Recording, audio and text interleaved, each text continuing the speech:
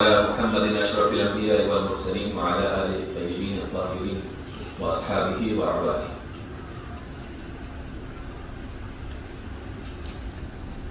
اللہ تبارک و تعالیٰ نے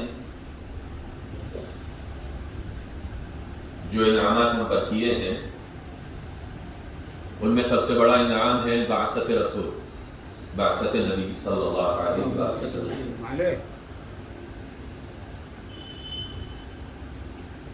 اللہ تبارک و تعالیٰ فرماتا ہے هو الذی بعث فی الامیین رسولا منہم یتلو علیہم آیاتہ ویزکیہم ویعلمہم الکتاب والحکمہ۔ رسول اللہ صلی اللہ علیہ وآلہ وسلم بندوں کو اللہ تعالیٰ کا کلام سناتے، نفس کی برائیوں اور بھلائیاں سمجھاتے، کتاب اور حکمت پر عمل کی تعلیم دیتے۔ رسول اللہ صلی اللہ علیہ وسلم فرماتے ہیں انما بعثوا معلما۔ آپ صلی اللہ علیہ وسلم اپنی بعثت کا مقصد فرماتے ہیں کہ میری بعثت کا مقصد ہے علم کا پہنچانا۔ تعلیم بغیر استاد کے نہیں ملتی، اور اللہ تبارک و تعالیٰ نے پوری کائناتوں کی تعلیم کے لیے، پوری کائناتوں کے فائدے کے لیے رسول اللہ صلی اللہ علیہ وآلہ وسلم کو رحمت بنا کر بھیجا اور معلم بنا کر بھیجا۔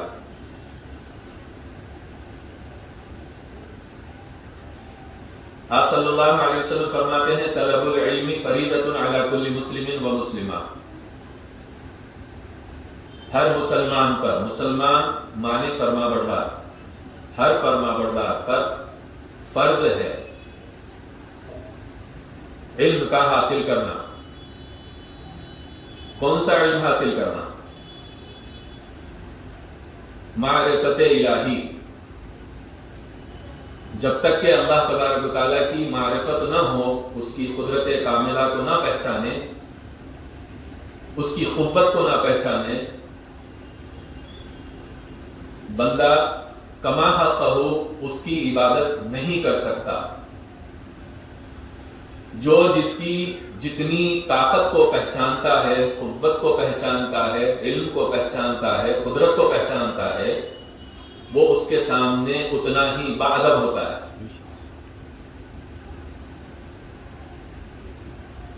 اور اہل علم ایک مقولہ دیتے ہیں باادب بانصیب، بے ادب بد نصیب۔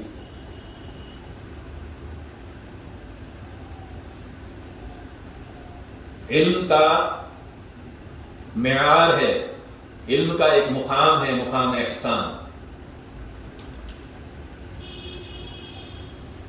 اللہ کے رسول صلی اللہ علیہ وآلہ وسلم سے سوال کیا گیا کہ مل احسان، تو آپ اس کے جواب میں فرماتے ہیں ان تعبد اللہ کأنک تراہ فإن لم تکن تراہ فإنہ یراک، کہ تم اللہ تعالیٰ کی عبادت کرو گویا تم اس کو دیکھ رہے ہو، اور اگر تم دیکھ نہ سکو تو سمجھ لو کہ وہ تم کو دیکھ رہا ہے۔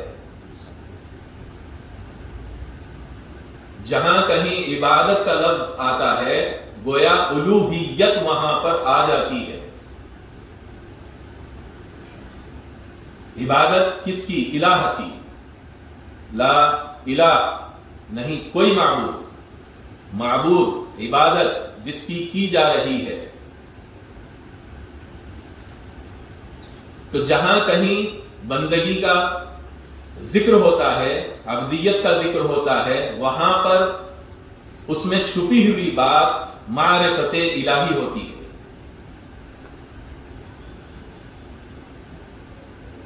معرفت الہی کا جو مقام ہے، مقام احسان، جس کے بارے میں سوال کیا گیا اور اللہ کے رسول صلی اللہ علیہ وسلم نے اس کا جواب دیا، فرماتے ہیں کہ دو حالتیں ہیں تردیدی طور پر جو بتائی گئی ہیں۔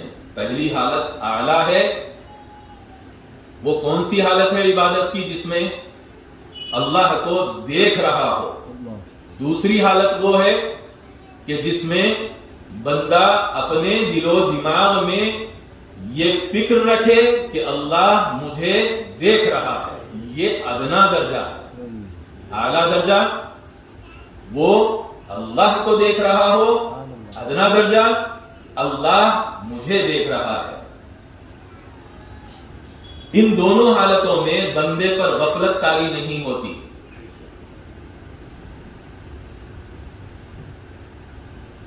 ایک موقع پر اللہ کے رسول صلی اللہ علیہ وسلم نے ارشاد فرمایا، ان اللہ لا ينظر الى صورکم ولا الى اعمالکم ولکن ينظر الى قلوبکم۔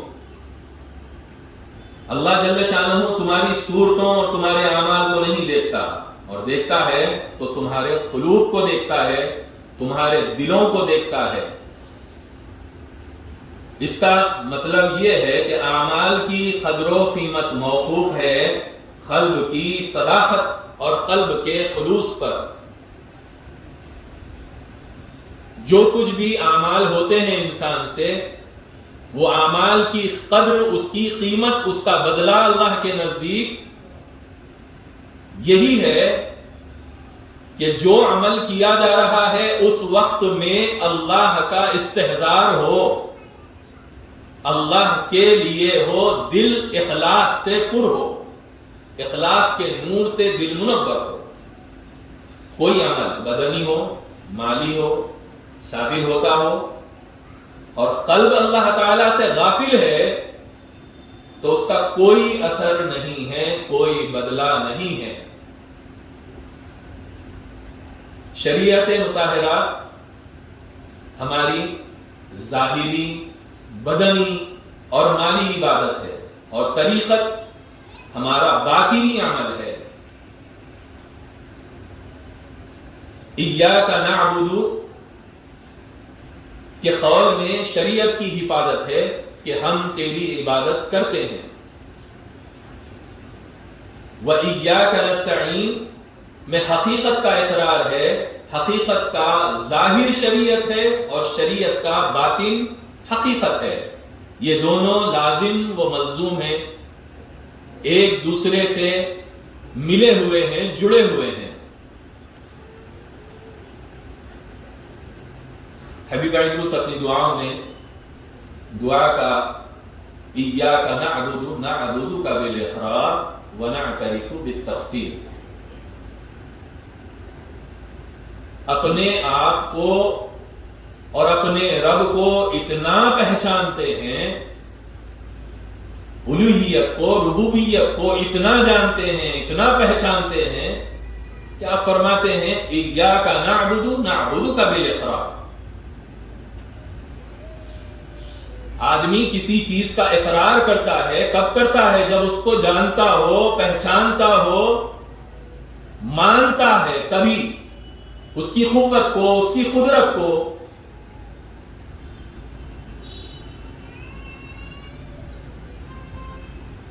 کہ اللہ تبارک و تعالی رسول اللہ صلی اللہ علیہ وسلم کی بعثت کا جو مقصد بتایا ہے کہ اللہ کا کلام سناتے ہیں، نفس کی برائیاں اور بھلائیاں سمجھاتے ہیں، کتاب اور حکمت پر عمل کی تعلیم دیتے ہیں۔ تزکیہ نفس کے دو مرحلے ہیں۔ پہلا مرحلہ ذمیمہ صفات کو ترک کرنا، جتنے برے صفات نفس کے اندر موجود ہیں اس کو نکالنا۔ دوسرا مرحلہ حمیدہ صفات کو اختیار کرنا، اچھے صفات اس کی جگہ پر داخل کرنا۔ بندے میں بندگی کی صفت اس وقت صحیح ہوگی جبکہ ان امور پر وہ عمل کرنے کی عادت کرے اور اپنی طبیعت ثانیہ بنا لے۔ کون سے امور پر عمل کرنے کی عادت کرے اور کس کو اپنی طبیعت ثانیہ بنائے؟ وہ ہے رسول اللہ صلی اللہ علیہ وآلہ وسلم کا ہر ایک فعل، ہر قول اور ہر سکوت، جس عمل کو دیکھ کر آپ خاموش رہے کہ ہاں ٹھیک ہے یہ عمل کر سکتے ہیں۔ تو امت کے لیے یہ ایک نمونہ ہے جس کو اللہ تبارک و تعالیٰ فرماتا ہے وَلَكُمْ فِي رَسُولِ اللَّهِ أُسْوَةٌ حَسَنَةٌ، جس نے آپ صلی اللہ علیہ وسلم کی پیروی کی کما حقہ، جیسا کہ حق ہے اس کا ادا کرنے کا۔ تو دین اور دنیا میں وہ کامیاب رہا۔ اللہ جل شانہ کا ارشاد ہے، اللہ جل شانہ فرماتا ہے والذین جاہدوا فینا لنہدینہم سبلنا۔ بندے کی طرف سے کوشش کی ضرورت ہے اور اللہ جل شانہ کی جانب سے ہدایت عطا ہوتی ہے، کہ بندے کو حکم ہے کہ وہ کوشش کرے، اور اس کی کوشش کو اللہ تبارک و تعالیٰ یہ فرماتا ہے کہ میں اس کی کوشش میں اس کی مدد کرتا ہوں، اسے ہدایت دیتا ہوں۔ یہ دونوں بھی لازم و ملزوم ہیں کہ بندے کی طرف سے کوشش ہو اور اللہ کی طرف سے ہدایت۔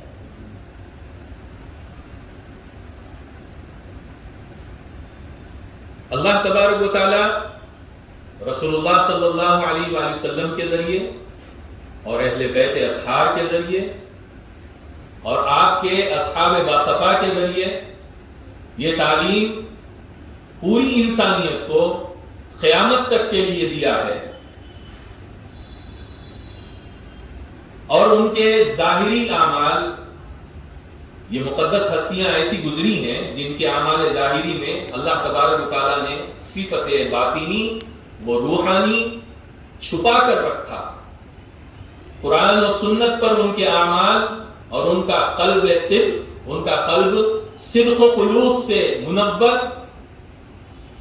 وہ کسب معیشت اور خدمت خلق میں ہمیشہ بظاہر ہماتن مصروف رہتے ہیں، لیکن ان کا قلب ذکر الہی میں، یاد الہی میں، دیدار الہی میں ہمیشہ مشغول رہتا ہے۔ ان کی زندگی ایک مثالی زندگی گزری ہے۔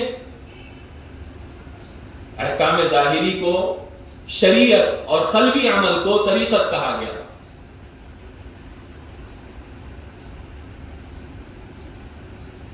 ان بزرگوں نے اپنے عمل و سلوک سے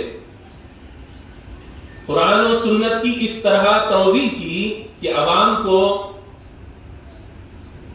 ان رموز اور اشارات کے ذریعے اصل مسئلے کے سمجھنے میں سہولت پیدا ہوئی۔ اصل مسئلہ کیا ہے؟ معرفت الہی ہے،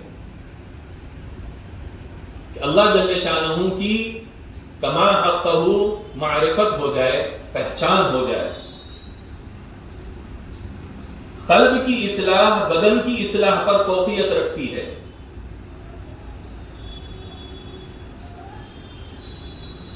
مشائخین اکرام اپنے مریدوں میں ان کی صلاحیت اور اہلیت کو ملحوظ رکھتے ہوئے ان کی تعلیم و تربیت کرتے اور کٹھن منزل کو نہایت آسانی سے طے کرواتے ہیں۔ قلب جس طرح صدق و خلوص کا مقام ہے، دل جو ایک گھر ہے جس کے اندر رہنے والی جو شے ہے وہ اخلاص ہے، وہ صدق ہے، اسی طرح اس کے اندر دوسری بھی چیزیں رہتی ہیں، جیسے نفرت ہے، غضب ہے۔ بزرگان دین کا سلوک صداقت کے راستے پر کھینچ لے جاتا ہے اور نفرت و غضب سے دور کرتا ہے۔ یہ چیزیں جو قلب کے اندر ہوتی ہیں، بری صفات، جو غضب کی ہے، جو نفرت کی ہے، اس کو ہٹا کر اسی میں صدق و خلوص کو بھر دیا جاتا ہے۔ یہ کہنا دشوار ہے کہ نیکوکار کون ہے اور بدکار کون ہے، مگر یہ کہہ سکتے ہیں کہ اگر کوئی بندہ اپنے اعمال پر نگاہ کرے، خود کو بدکار اور ناقابل اصلاح سمجھے، تو اپنے اس ایقان سے باز آئے گا، توبہ کرے گا، توبہ کی توفیق اس کو ملے گی، جو نادم ہوگا، جس میں ندامت والی یہ صفت پائی جائے کہ مجھ سے غلطی ہوئی ہے، میں غلطی کر چکا ہوں۔ وہ ندامت انسان کو توبہ کی توفیق تک پہنچا دیتی ہے۔ اللہ جل شانہ قادر مطلق ہے، غفور الرحیم ہے۔ اللہ فرماتا ہے ما یفعل اللہ بعذابکم ان شکرتم وآمنتم۔ اللہ جل شانہ کیا کرے گا تم کو عذاب دے کر اگر تم شکر بجا لاؤ اور ایمان لاؤ۔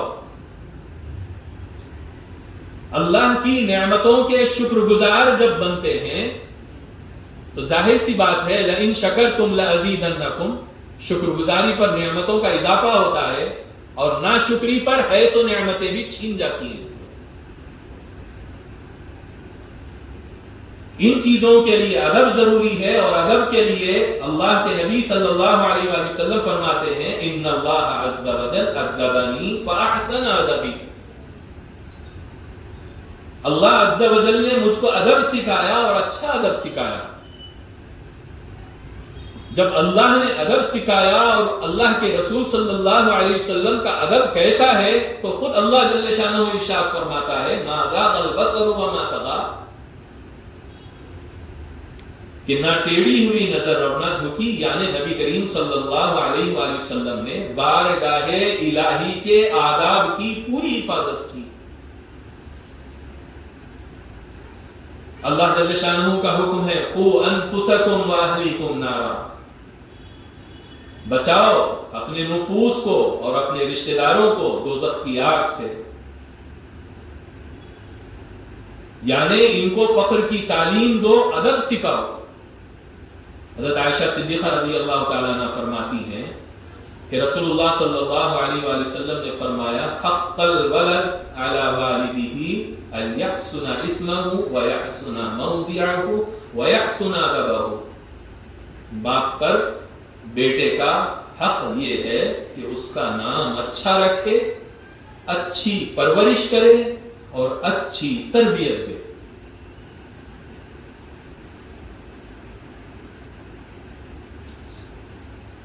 یہ ادب، اور الحمدللہ جس کسی کو ادب ملا ہے